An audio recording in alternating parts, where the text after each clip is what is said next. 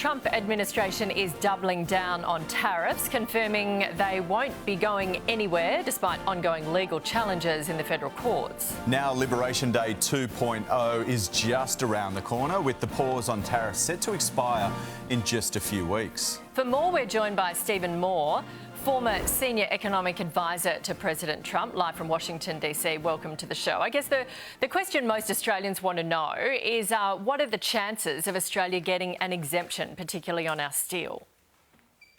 Boy, that's a tough question because every country, of course, would like an exemption.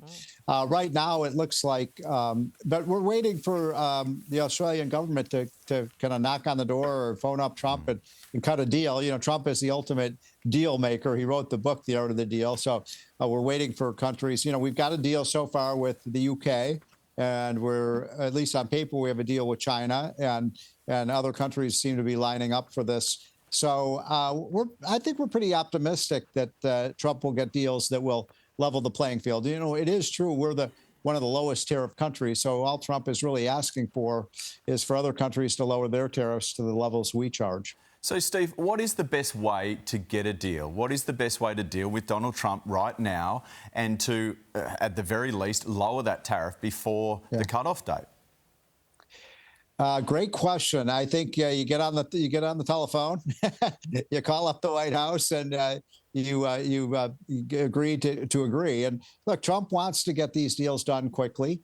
Australia has always been a very friendly ally to the United States, so I don't see why we wouldn't be able to get this done. Of course, the other new development here in the U.S. is Trump is now calling for steel tariffs. I don't know how much steel Australia exports to the United States, but China exports a lot of it. And so he's talking about doubling the tariff on steel, which is a new wrinkle in the whole trade debate. You say we're waiting for Australia to knock on the door. Are you saying Australia hasn't made the right approach yet?